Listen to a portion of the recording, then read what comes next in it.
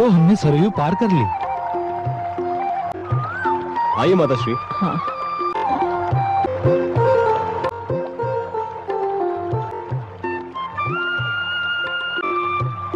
पिताश्री, यहाँ बैठ जाइए।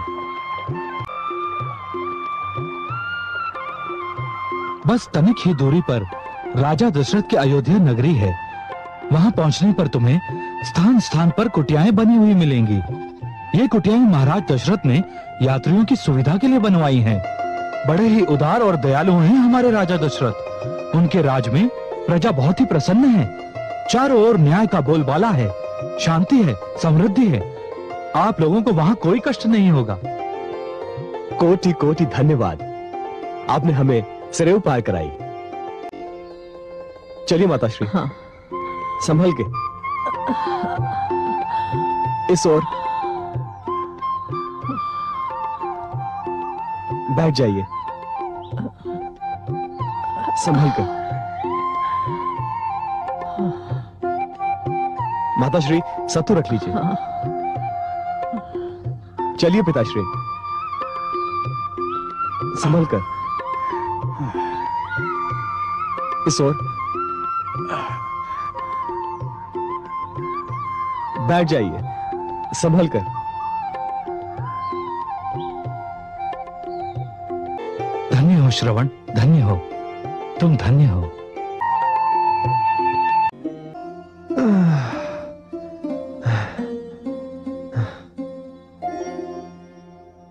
बड़ी सुंदर कुटिया है। चलिए माताश्री, भीतर चलते हैं। अच्छा पुत्र। संभल कर, यहां ऊंचाई है।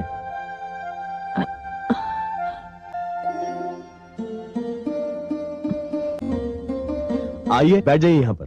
हाँ। संभल कर पिताश्री। आइए आइए, संभल कर। अरे, यहां तो सारी सुविधाएं उपलब्ध है। पुत्र, हमारा रोम रोम तुम्हें आशीर्वाद दे रहा है। भगवान हमारे भाग्य में नेत्रों का सुख भी लिखता तो हमको ये आनंद ना मिलता जो तुम जैसा पुत्र पाकर मिला है। ईश्वर तुम्हें दीर्घायु करे। मुझे पूरे संसार का धनकोष मिल भी जाता तो भी वो संतोष नहीं मिल सकता था जो आप दोनों की सेवा करने से मिला है। भगवान आप दोनों को सदा जीवित रखे और मैं इसी प्रकार आप लोगों की सेवा करता रहूं। और तो सारे तीर्थ हो गए पुत्र, बस काशी बाकी रह गया है। शिव की काशी के दर्शन हो जाएं तो हम धन्य हो जाएंगे। बस एक दिन विश्राम करके हम लोग कल ही चल देंगे। पुत्र, गला सूख रहा है, थोड़ा जल ले आते। मैं अभी लेके आता हूं। ये राजा दशरथ अपनी प्रजा का कितना ध्यान रखते हैं, है ना? तीर्थ यात्रियों के लिए कितनी सुंदर कुटिया बनाई हैं।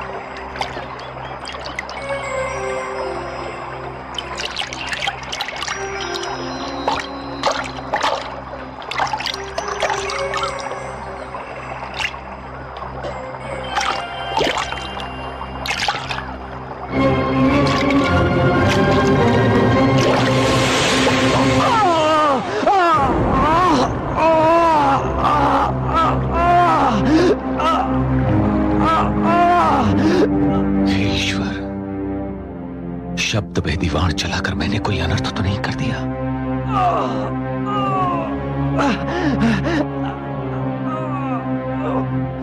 हे ईश्वर, अब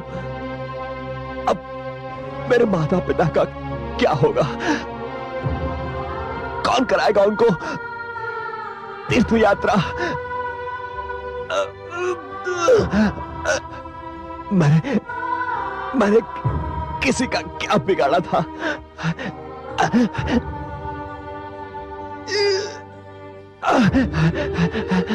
मैंने किसको हानि पहुंचाई थी?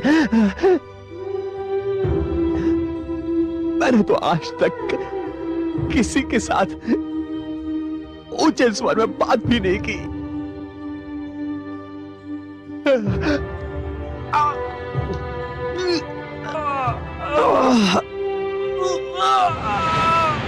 हे भगवान,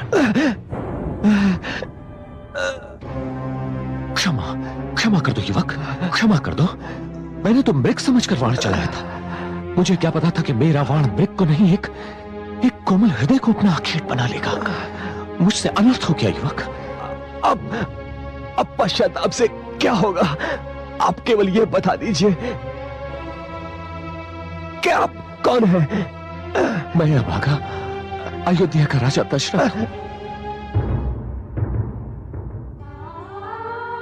मैं आपके दर्शन पाके धन्य हो गया, धन्य हो गया राजन। हे महाराज, मेरी आपसे एक विनती है। कहो वत्स।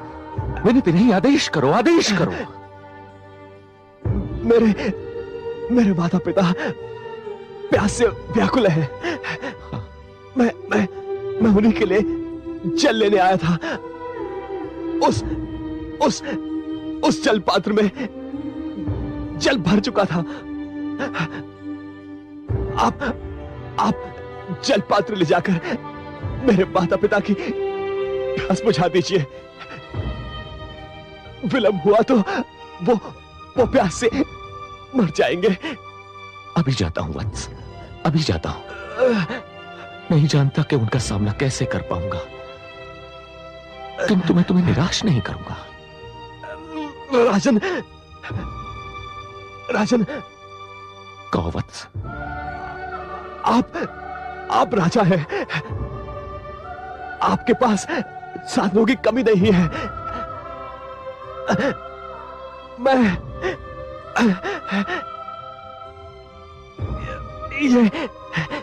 ये मेरे अंतिम क्षण है।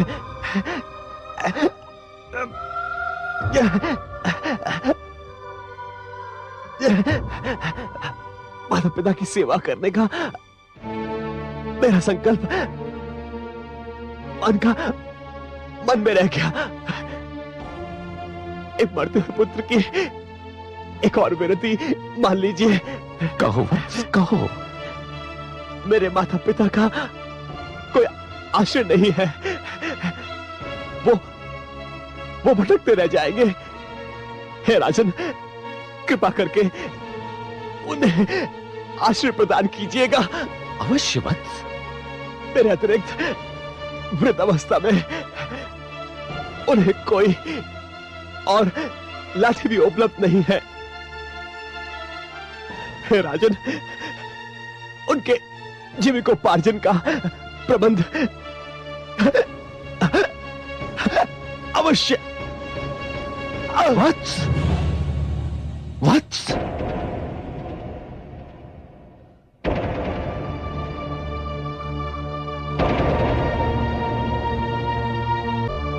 जीवन में पहली बार मुझे अपने आप से घृणा हो रही है।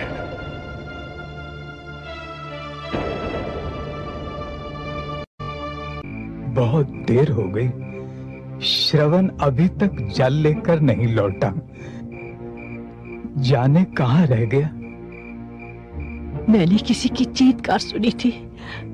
ईश्वर करे सब कुशल हो। मत करो ऐसी अशुभ बातें। वन यहां से दूर है, इसीलिए किसी वनचर के आक्रमण का भय नहीं। और फिर राजा दशरथ की अयोध्या के लिए तो सुना है कि लोग अपने घरों के किवाड़ बंद नहीं करते, सो चोर और लुटेरों का भय भी नहीं।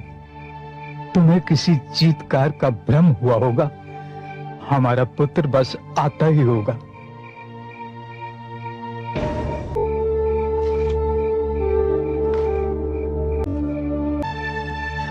आ गया मेरा पुत्र। कहाँ रह गए थे पुत्र? हम तो व्याकुल हो उठे थे। तुम जानते हो, क्षण भर के लिए भी तुम हमसे दूर हो जाते हो, हम व्याकुल हो जाते हैं। मेरा प्यास से कंठ सूख रहा है, चल लाए हो ना। बोलते क्यों नहीं पुत्र? क्या बात है? देवी, जाने क्या बात है जो मेरा पुत्र मौन हो गया है। अब मुझसे रहा नहीं जाता, मैं देखता हूं क्या बात है।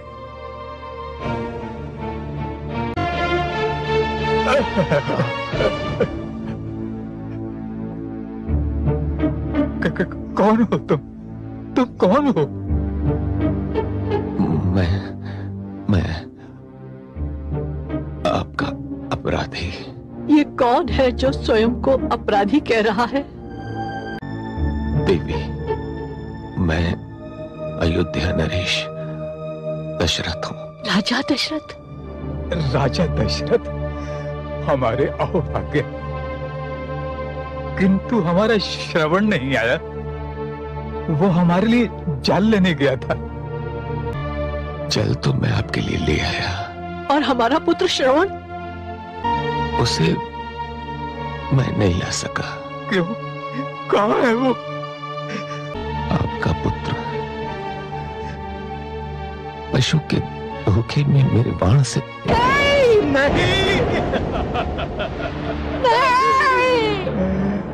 तूने मेरे पुत्र को मार दिया। तुमने मेरे पुत्र को पशु की भांति मार दिया।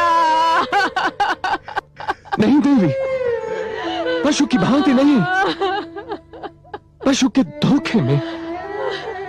सरयू तट पर मैंने एक ध्वनि सुनी और बिना सोचे समझे शब्द भेदी वार चला दिया और आपका हाय मेरा श्रवण, हाय मेरा पुत्र, हाय पुत्र, तू हमें भटकने के लिए छोड़कर कहाँ चला गया? हम दोनों नेत्रहीन कैसे जिएंगे? किसके सहारे जिएंगे? किसके सहारे जिएंगे हम दोनों? हाय श्रवण, जब हम जीते थे तू हमें अपने कंधे पर लिए फिरता था। अब हम मर भी जाएंगे तो हमें कंधा देने वाला कोई नहीं मिलेगा। हे ईश्वर, ये क्या हो गया? नेत्र नहीं दिए थे तो कान भी न दिए होते। श्रवण को देख नहीं पाए तो मरने का समाचार भी न सुनते। हम अंधों का संसार उजाड़ कर क्या मिला तुम्हें राजा दशरथ? क्या मिला? क्या मिला? हमने तो सुना था कि तुम बड़े न्यायी हो, बड़े प्रजापालिक हो, फिर तुमने हमारा पुत्र हमसे क्यों छीन लिया?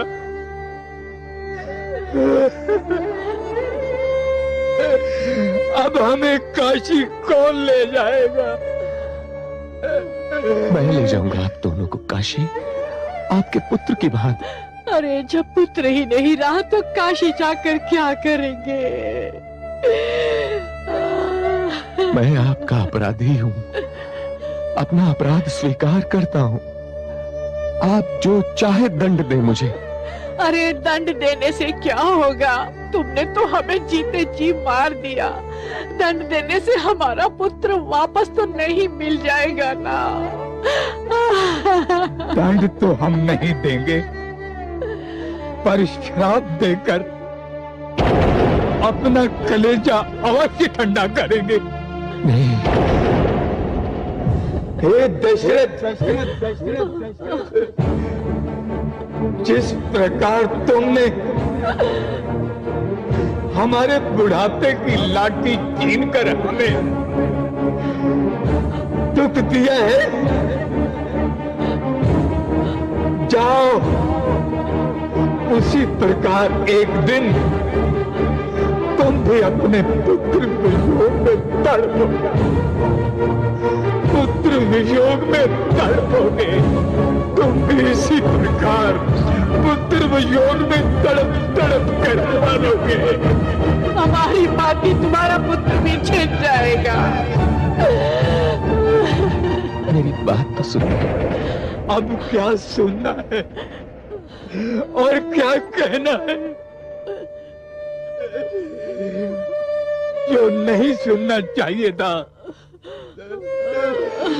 हमने वो सुन लिया, और जो नहीं कहना चाहिए था हमने वो कह दिया।